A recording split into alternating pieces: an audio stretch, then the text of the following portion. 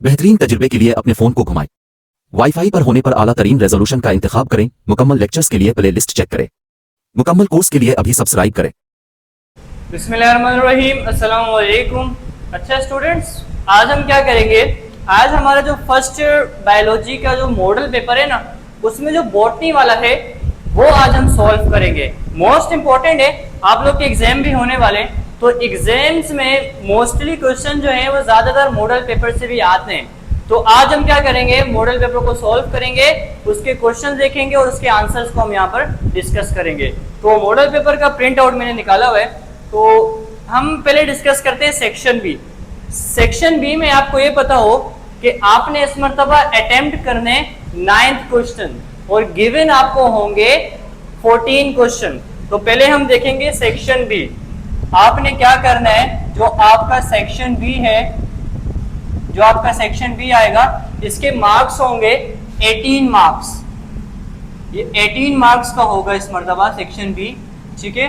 तो आपने इसमें क्या करना है, आपको इस बार गिवन क्वेश्चन होंगे 14, ठीक है। और आपने अटेम्प्ट कितने करने हैं, अटेम्प्ट करने आप लोगों ने इसमें से 9, तो तकरीबन 5 क्वेश्चन की चॉइस होती है। जो आपको ना आए तो आप उसे छोड़ सकते हो। तो हम देखते हैं सबसे पहला वाला क्वेश्चन। पहला हमारे पास है, why insectivorous plants use insect as a food. ये हमने पढ़ा था, चैप्टर हमारे पास है forms and function in plants. ज्यादातर क्वेश्चन उस चैप्टर से आते हैं। अच्छा, उसमें एक टॉपिक है जिसमें हमने पढ़ा था कार्निवोरस प्लांट्स या इंसेक्टिवोरस प्लांट्स। ऐसे प्लांट्स होते हैं जो इंसेक्ट्स को खाते हैं।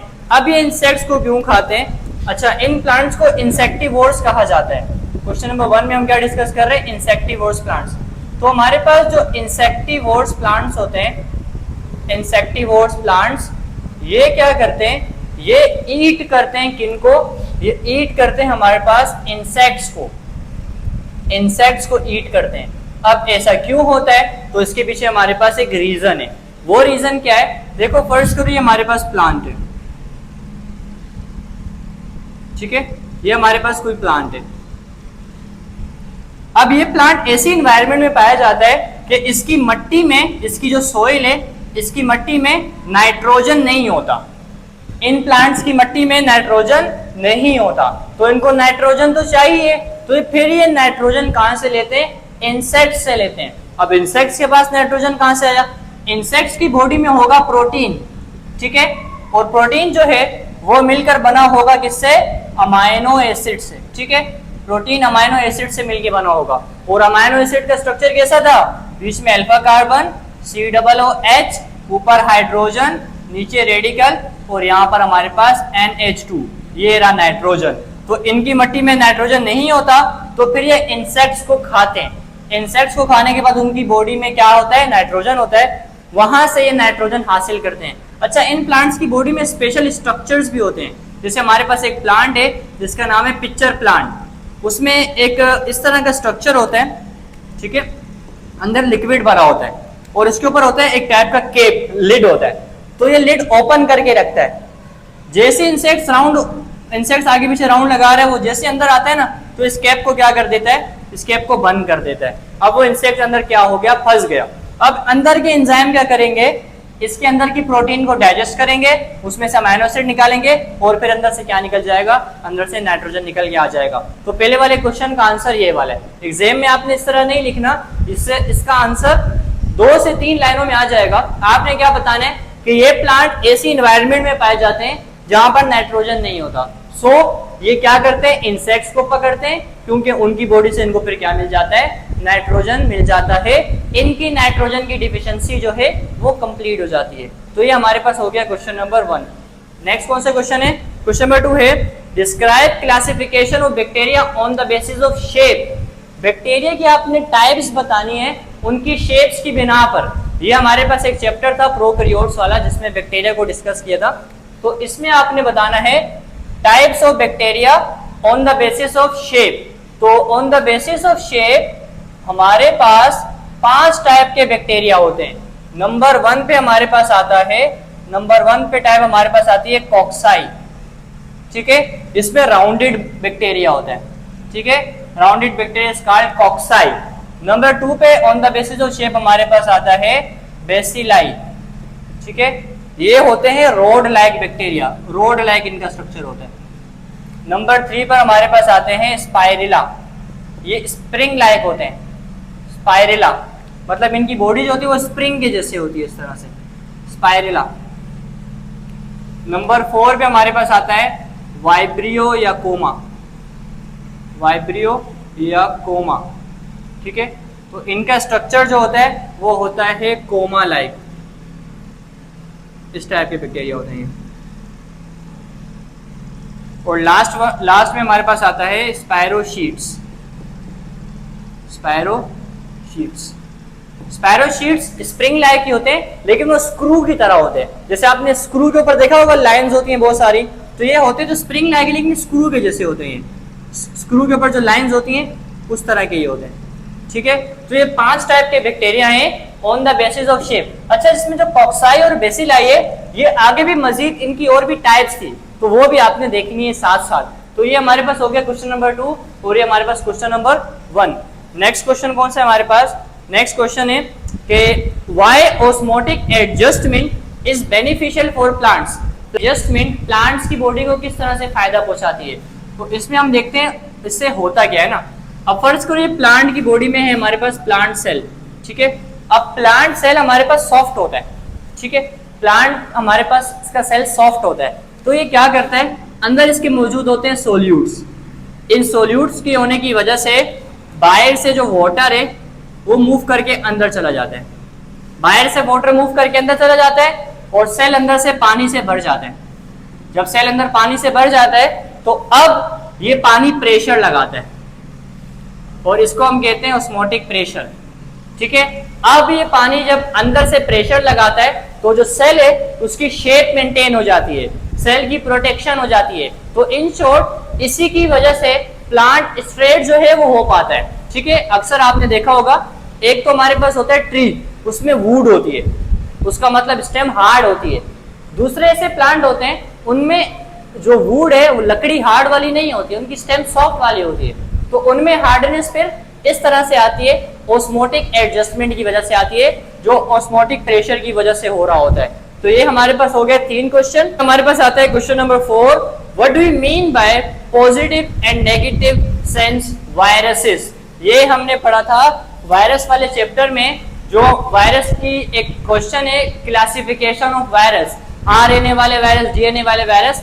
उसमें आरएनए वाले में एक ऐसी टाइप आई थी, एक को हमने कहा था पॉजिटिव सेंस आरएनए, दूसरे को हमने कहा था नेगेटिव सेंस आरएनए। तो अब इसका मतलब होता क्या है? अच्छा देखो, जब भी हमारे पास फर्ज करो ये हमारे पास बैक्टीरिया है, ठीक है, ये बैक्टीरिया है, इसके ऊपर हमारे पास बैक्टीरियोफेज वायरस अटैक कर रहे हैं, इसने इस पे अटैक किया।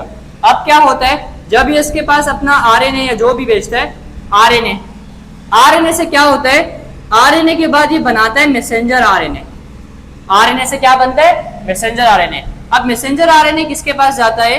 राइबोसोम्स के पास जाता है, और राइबोसोम्स फिर क्या करते हैं, ये प्रोटीन बना के देते हैं। इस तरह का हमारे पास पूरा एक सिस्टम चलता है। आरएनए क्या बनाता है? मैसेंजर आरएनए, और फिर मैसेंजर आरएनए क्या करता है? राइबोसोम के पास जाकर प्रोटीन बना रहा होता है। तो अभी हम देखते हैं पॉजिटिव सेंस आरएनए वाले वायरस जो होते हैं उनमें क्या फर्क है।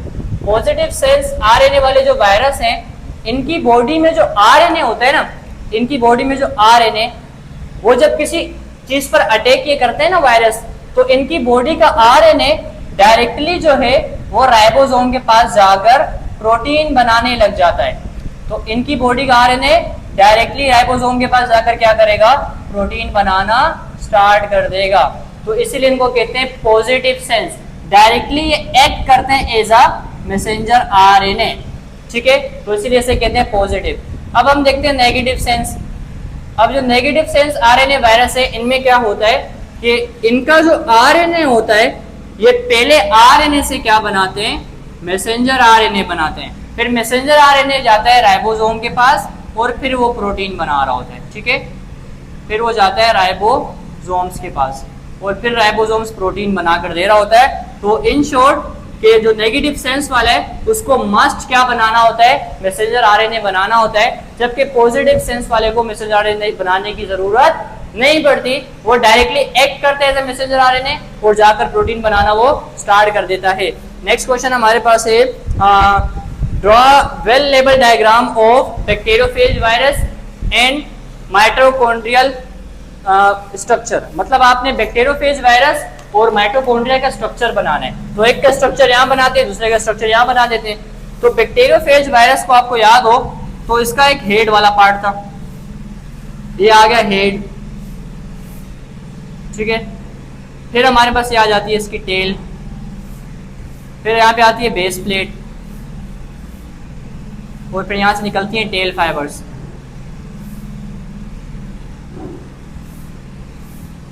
ठीक है, तो अंदर इसके पास होता है जेनेटिक मटेरियल।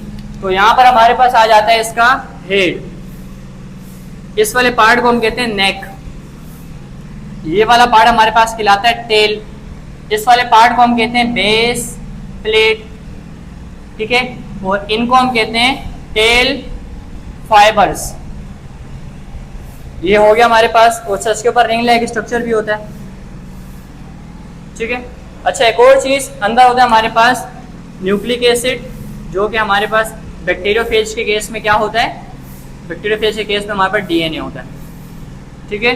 ओवरऑल हमारे पास बैक्टीरियोफेज का ये स्ट्रक्चर हो जाता है, head region, tail region, base plate और टेल फाइबर्स आ गए।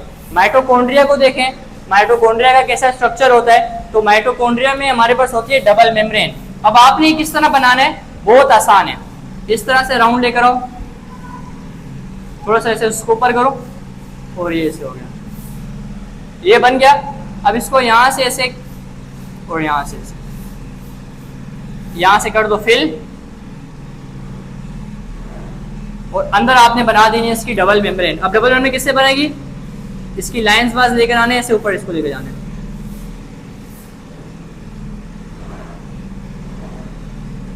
इसे होते होते एंड तक चला जाएगा। इस तरह से आपने माइटोकॉन्ड्रिया का स्ट्रक्चर बनाना है। यहाँ पे एक राउंडेड बॉडीज बना दो दो, और अंदर लिक्विड होता है, उसके लिए इस तरह से फिल कर दो, ठीक है। अब आपने इसके नाम लिखने, आउटर मेम्ब्रेन हमारे पास स्मूथ होती है, इनर मेम्ब्रेन फोल्डेड होती है जिसे हम कहते हैं क्रिस्टाई, और इसके अलावा अंदर लिक्विड होता है जिसे हम मैट्रिक्स कहते हैं, ठीक है। और फिर हमारे पास अंदर इसके पास अपना डीएनए भी होता है, और इसके पास अपने राइबोसोम्स भी होते हैं, ठीक है। ये वाले स्ट्रक्चर आपने बताने हैं, राइबोसोम्स, ये वाले स्ट्रक्चर आपने माइटोकॉन्ड्रिया में बताने, और ये वाले स्ट्रक्चर आपने बैक्टीरियोफेज वायरसेस में डिस्कस करने हैं। ठीक, इसके बाद हमारे पास नेक्स्ट क्वेश्चन आता है, एक्सप्लेन द नहीं, write the for important events take place in light dependent reaction. Light dependent reaction में कौन कौन से 4 मेन इवेंट आ रहे होते हैं हमारे पास, तो मोस्ट इंपॉर्टेंट क्वेश्चन है ये वाला। तो आपने हेडिंग डालनी है, events of light dependent reaction. तो लाइट डिपेंडेंट रिएक्शन के आपको पता हो तो 4 मेन इवेंट्स थे इसके, 4 मेन इवेंट्स है।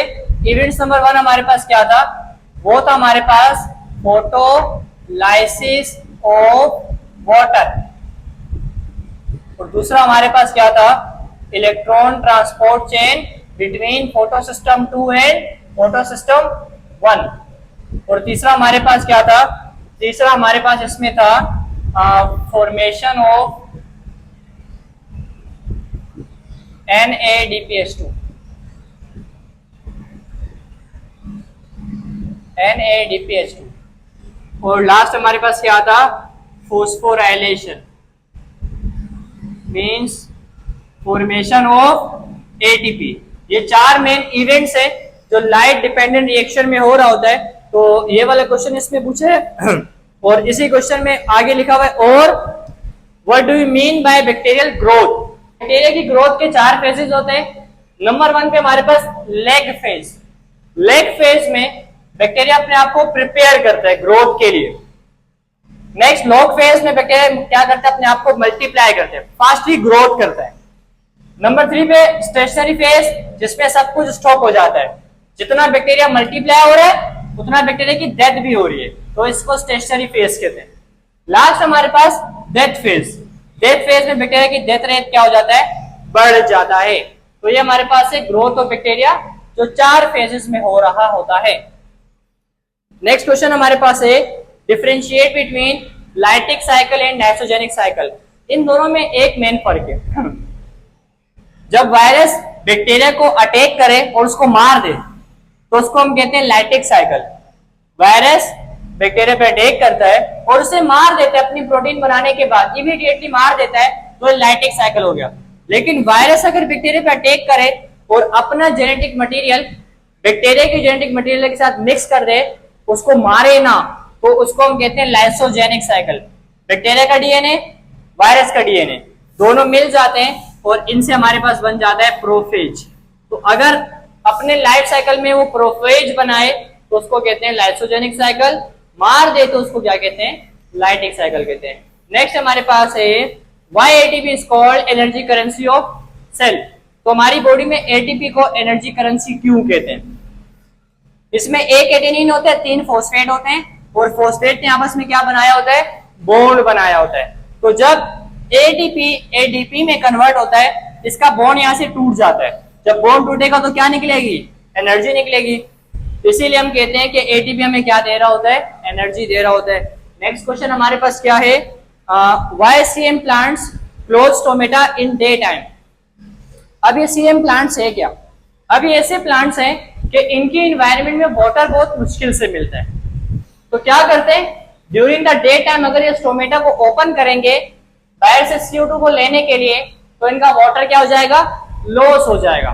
तो ये क्या करते हैं, रात को स्टोमेटा को ओपन करते हैं, CO2 को बॉडी में ले लेते हैं ताकि वाटर भी लॉस ना हो, और फिर दिन के टाइम इससे क्या बना लेते हैं, ग्लूकोज बना लेते हैं। इनको हम कहते हैं सीएम प्लांट्स। इसके बाद नेक्स्ट क्वेश्चन है right a short note of the following. Nucleus है हमारे पास, साइटोस्केलेटन है, प्लास्टाइड है। इस पे आपने शॉर्ट नोट लिखना है। शॉर्ट नोट पे एक चीज याद रखना, इस पे आपने हेडिंग्स नहीं बनानी होती। जैसे न्यूक्लियस है, न्यूक्लियस के बारे में आपने सारे एक साथ ही लिख देना है, स्ट्रक्चर भी साथ आ रहे हैं, फंक्शन भी साथ आ रहे हैं, सारे एक साथ ही लिख दो तो वो शॉर्ट नोट होता है। अब न्यूक्लियस जैसे इसमें डबल मेम्ब्रेन होती है, न्यूक्लियोप्लाज्म होता है, न्यूक्लियोलस होता है, अंदर होता है क्रोमेटिन मटेरियल, ये कंट्रोल करते हैं तमाम एक्टिविटी सेल की। तो ये आपने इस पे शॉर्ट नोट लिख दिया। नेक्स्ट हमारे पास साइटोस्केलेटन 3 टाइप्स के होते हैं, माइक्रोट्यूब्यूल, इंटरमीडिएट फिलामेंट और माइक्रोफिलामेंट। ये भी आपने एक साथ ही मिक्स करके लिख देना है पूरा पैराग्राफ की फॉर्म में। लास्ट है प्लास्टाइड, इसमें हमारे पास आता है क्रोमोप्लास्ट, दूसरा हमारे पास क्लोरोप्लास्ट और ल्यूकोप्लास्ट। इन तीनों को भी आपने शॉर्ट नोट की फॉर्म में लिख देना है। तो यहाँ पे हमारे पास जो मेन क्वेश्चन थे वो यहाँ पर खत्म हो गए। लास्ट में 2 क्वेश्चन है। पहला हमारे पास है describe the role, deficiency and symptoms of nitrogen, potassium and phosphorus. ये भी आपने बुक से रीड करना है, ये आपको मिल जाएगा फॉर्म एंड फंक्शन वाले चैप्टर में। इसमें आपने पेज नंबर 221 नाइट्रोजन, इसका रोल कि ये हमारे पास प्रोटीन बनाता है, न्यूक्लियोटाइड बनाता है, न्यूक्लिक एसिड बनाता है। डिफिशिएंसी सिम्टम्स, अगर नहीं होगा तो क्या नुकसान होगा। इसी तरह से आपने देखना है फास्फोरस का भी क्या रोल है इसका, ठीक है, और नहीं होगा तो क्या नुकसान है। इसके अलावा पोटेशियम क्या रोल है और डिफिशिएंसी से क्या हो जाएगा, ये आपने मस्ट रीड करना है। एमसीक्यूज भी आते हैं इसमें से और ये हमारे पास शॉर्ट क्वेश्चन में भी आता है। और लास्ट क्वेश्चन हमारे पास है, उसमें आपसे पूछा हुआ है वायरस की डिजीजेस। ये आपको मिल जाएगा चैप्टर नंबर, वायरस वाले चैप्टर में मिलेगा पेज नंबर 110 111 पे। वायरस की यहाँ पे डिजीज लिखी हुई है 4, लिखा हुआ है किस वायरस से होता है, डिजीज का नाम क्या है, इसके सिम्टम्स क्या होते हैं, इसके ट्रांसमिशन क्या है, इसका इलाज क्या है। ये एक मरतबा रीड करोगे ना खुद समझ में आपको आ जाएगा। बहुत आसान क्वेश्चन है लेकिन बहुत इंपॉर्टेंट है। एमसीक्यूज भी आते हैं इसमें से और इसमें से शॉर्ट क्वेश्चन भी आते हैं, जैसे हेपेटाइटिस है, हर्प्स है, पोलियोमाइलिटिस है, ये आपने रीड करना है। तो यहाँ पर आके हमारे पास सेक्शन बी जो है वो हमारे पास खत्म हो गया। इसमें जो स्टार्टिंग के क्वेश्चन थे वो हमने यहाँ डिस्कस कर लिए, जो बुक से रीड करने वाले थे वो मैंने आपको उसी में बता दिए। फ्रेंड्स, इसके बाद हमारे पास आता है सेक्शन सी। सेक्शन सी भी आपका 18 मार्क्स का ही है और इसमें आपको तकरीबन 4 क्वेश्चन गिवन होंगे और आपने इसमें से 2 अटेम्प्ट करने। तो आपके पास जो सेक्शन सी है, आपके भौतिक के पेपर में जो सेक्शन सी है इसमें भी आपके 18 मार्क्स ही हैं, 18 मार्क्स होंगे और इसमें आपको वो देंगे 4 क्वेश्चन, गिवन होंगे 4 क्वेश्चन और आपने अटेम्प्ट करने होंगे 2 क्वेश्चन। तो 2 क्वेश्चन अटेम्प्ट करने हम डिस्कस करते हैं। तो पहले वाला क्वेश्चन हमारे पास है, describe oxidation of pyruvic acid and Krebs cycle. Most important question है ये, बायो एनर्जेटिक में हमने पढ़ा था। बायो एनर्जेटिक में जो वो वाला टॉपिक है ना रिस्पायरेशन वाला, उसमें हमने ये पढ़ा था। तो पहले हमने बताना है कि पायरुविक एसिड की ऑक्सीडेशन से क्या होगा, और फिर हमने बताना है क्रेब्स साइकिल। तो हम देखते हैं कि हमारे पास जो रिस्पायरेशन में बना था पायरुविक एसिड, मैं पी और ए लिख रहा हूं बस। अब ये पायरुविक एसिड की ऑक्सीडेशन होती है तो ये कन्वर्ट हो जाता है एसिटाइल कोएंजाइम ए। तो पायरुविक एसिड की ऑक्सीडेशन मतलब एडिशन ऑफ ऑक्सीजन या रिमूवल ऑफ हाइड्रोजन। तो यहां से हम हाइड्रोजन को रिमूव करते हैं और इसको लेने के लिए कौन आता है, NADP आता है, जो लेने के बाद क्या बन जाता है, NADPH2। तो ये तो पहला काम हो गया। एक और काम क्या होता है, यहां से रिमूव हो जाता है CO2, दूसरा काम ये हो गया। और तीसरा काम क्या होता है यहाँ पे, जिसमें एडिशन करते हैं हम कोएंजाइम ए। तो ये 3 काम करते हैं जिससे पायरुविक एसिड किस में कन्वर्ट हो जाता है, एसिटाइल कोएंजाइम ए में कन्वर्ट हो जाता है। इसमें हमारे पास होते हैं 3 कार्बन वाला स्ट्रक्चर है ये, और ये हमारे पास कितने कार्बन वाला है, 2 कार्बन वाला स्ट्रक्चर है। 1 कार्बन यहाँ पे रिमूव हो गया। तो पायरुविक एसिड की ऑक्सीडेशन इस तरह से होगी, 3 काम इसमें होंगे, ये आपने याद रखना है। इसके बाद हम देखते हैं Krebs cycle. Krebs cycle start कहां से हुआ था, ये हमारे पास स्टार्ट हुआ था ऑक्सैलो एसीटेट से। ऑक्सैलो एसीटेट जो कि हमारे पास पहले से मौजूद होता है, ये अटैच होता है एसिटाइल कोएंजाइम ए के साथ, और ये कन्वर्ट हो जाता है किस चीज में, ये बना देता है सिट्रेट। ठीक है, तो सिट्रेट बाद में क्या बनाता है, आइसोसिट्रेट। और फिर आइसोसिट्रेट जो है ये किस में कन्वर्ट हो जाता है, alpha keto glutarate. Alpha keto glutarate बन गया। अब अल्फा कीटो ग्लूटरेट जो है ये कन्वर्ट हो जाता है हमारे पास सक्सिनाइल कोएंजाइम ए। अब जो ये है ये कन्वर्ट हो जाता है हमारे पास सक्सिनेट में।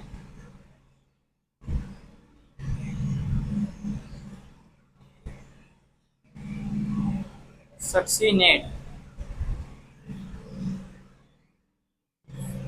सक्सिनेट हमारे पास ये किस में कन्वर्ट हो जाता है, ये कन्वर्ट हो जाता है फ्यूमरेट में। फ्यूमरेट, और जो फ्यूमरेट है ये लास्ट में बनाते हैं मिलेट, और मिलेट जो है वो दोबारा से ऑक्सैलो एसीटेट बना देता है। इस तरह का हमारे पास चलता है एक साइकिल, और इसको हम कहते हैं क्रेब्स साइकिल। 1 2 3 4 5 6 7 8। आपने क्या चीज याद रखनी है, ये चीज याद रखनी है कि पूरे हमारे पास इस क्रेब्स साइकिल में, इसको हम कहते हैं क्रेब्स साइकिल। आपने ये चीज याद रखनी है कि पूरे क्रेब्स साइकिल में बनते हैं 3 NADPH2, एक बनता है FADH2, और एक बनता है हमारे पास ATP।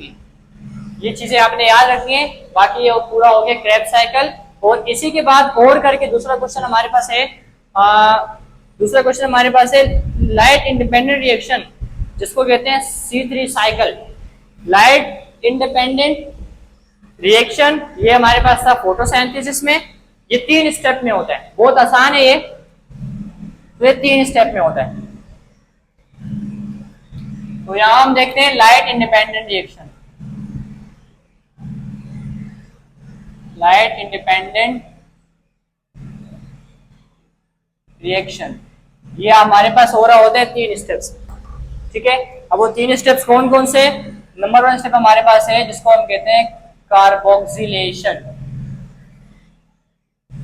ठीक है, और नंबर 2 पे हमारे पास है रिडक्शन, और नंबर 3 पे हमारे पास है रीजनरेशन। ठीक है, अब इसके स्टेप्स क्या क्या थे उनको हम देखते हैं शॉर्ट फॉर्म में। हमारे पास मौजूद होता है RUBP। RUBP जो है ये हमारे पास चेंज हो जाता है 3PGA में। ठीक है, और ये फिर हमारे पास कन्वर्ट हो जाता है G3P में।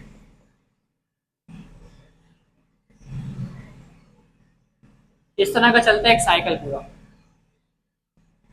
जिसे हम कहते हैं C3 साइकिल। यहां से लेकर यहां तक हमारे पास पहला वाला रिएक्शन, यहां से लेकर यहां तक हमारे पास दूसरा वाला रिएक्शन, यहां से यहां तक तीसरा वाला रिएक्शन। तो ये हमारे पास है लाइट इंडिपेंडेंट रिएक्शन। तो पहला वाला लॉन्ग क्वेश्चन कंप्लीट हो गया। नेक्स्ट लॉन्ग क्वेश्चन क्या है? Explain the structure, composition and function of plasma membrane. सबसे आसान क्वेश्चन है, आपने प्लाज्मा मेम्ब्रेन का स्ट्रक्चर भी बताना है, उसका फंक्शन भी सब कुछ बताना है। हम यहाँ पे डिस्कस करते हैं बिल्कुल आसान सा कि हमारे पास जो प्लाज्मा मेम्ब्रेन है, इसके स्ट्रक्चर में दो मेन चीजें होती हैं। जो प्लाज्मा मेम्ब्रेन है, इसके स्ट्रक्चर में दो मेन चीजें होती हैं। एक इसमें हमारे पास एक होता है हमारे पास फॉस्फोलिपिड, और दूसरा हमारे पास होता है इसमें प्रोटीन्स। ये चीजें आपने याद रखनी है। तो हमारे पास जो फॉस्फोलिपिड, इसके दो पार्ट थे, एक था हमारे पास हेड वाला पार्ट और दूसरा हमारे पास पार्ट था टेल वाला part. Head and tail part phospholipid में आ गया। प्रोटीन दो टाइप्स की थे हमारे पास, intrinsic protein and extrinsic protein.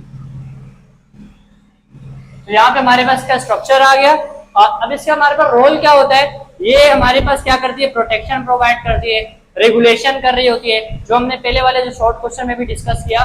तो वो सब इसके रोल होते हैं। मेन चीज इसका स्ट्रक्चर है, इसमें दो चीजें होती है, ठीक है, और भी बहुत सारी इसमें होती है, लेकिन वो ज्यादातर अमाउंट में दो चीजें पाई जाती हैं। ये क्वेश्चन भी इजी है हमारे पास। नेक्स्ट क्वेश्चन क्या है? Describe the structure of bacteria. Bacteria के स्ट्रक्चर बताना है विद डायग्राम। अच्छा, बैक्टीरिया के स्ट्रक्चर को हम तीन पार्ट्स में डिवाइड करते हैं। हम देखते हैं स्ट्रक्चर ऑफ बैक्टीरियम। बैक्टीरिया के स्ट्रक्चर देखें तो उसको हम तीन पार्ट्स में डिवाइड कर सकते हैं। नंबर 1 पे हमारे पास आ जाता है अपेंडेजेस। नंबर 2 पे हमारे पास आती है सेल कवरिंग्स। नंबर 3 पे हमारे पास आती है साइटोप्लाज्मिक रीजन। ठीक है, अपेंडेजेस में बैक्टीरिया के पास होता है या तो पिलाई भी होते हैं बैक्टीरिया के पास, और इसके पास होता है फ्लैजिला। ये अपेंडेजेस में आ गया। स्ट्रक्चर देखें ना बैक्टीरिया का, इस तरह से होता है। इसके पास होता है फ्लैजिला, वो छोटे छोटे इसके पास होते हैं पिलाई। इसके अलावा देखें कि इसका जो सेल है, इसके ऊपर होती है 3 कवरिंग। एक इसके पास होती है सेल मेम्ब्रेन, दूसरी इसके पास होती है सेल वॉल, और तीसरा इसके पास होता है कैप्सूल।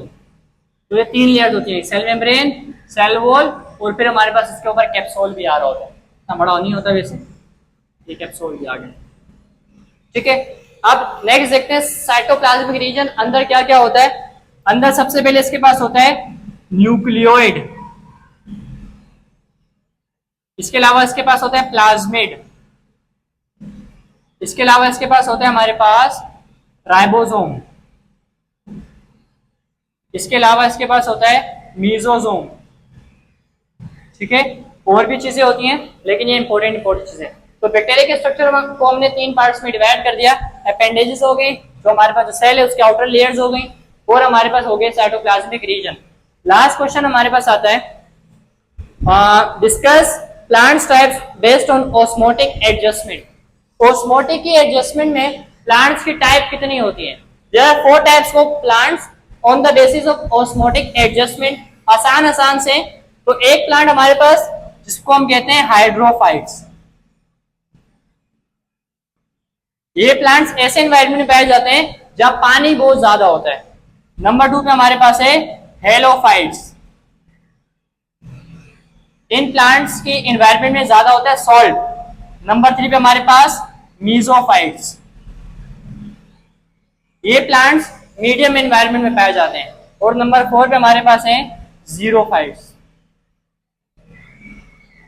ये प्लांट्स रेगिस्तान वगैरह, पहाड़ों वगैरह में पाए जाते हैं। तो 4 टाइप्स के प्लांट्स भी हो गए। तो 4 लॉन्ग क्वेश्चन है हमारे पास। पहला हमारे पास है oxidation of pyruvic acid and Krebs cycle, और साथ साथ इसमें हमारे पास पूछा लाइट इंडिपेंडेंट रिएक्शन, और इसके बाद हमारे से पूछा प्लाज्मा मेम्ब्रेन का स्ट्रक्चर, बैक्टीरिया का स्ट्रक्चर, और फिर हमारे पास 4 टाइप्स के प्लांट्स आ गए। तो यहाँ पे हमने आज डिस्कस कर लिया model paper of botany, first year botany. तो स्टूडेंट्स, ये था हमारा आज का लेक्चर। वीडियो पसंद आया तो वीडियो को लाइक करें और चैनल को सब्सक्राइब करें, और अपने फ्रेंड्स तक भी एग्जाम आने से पहले पहले इस वीडियो को शेयर करें, जो बहुत इंपॉर्टेंट है, क्योंकि इसी में से ज्यादातर क्वेश्चन जो है वो एग्जाम में आते हैं। तो मिलते हैं आपसे नेक्स्ट लेक्चर में, तब तक के लिए अल्लाह हाफिज।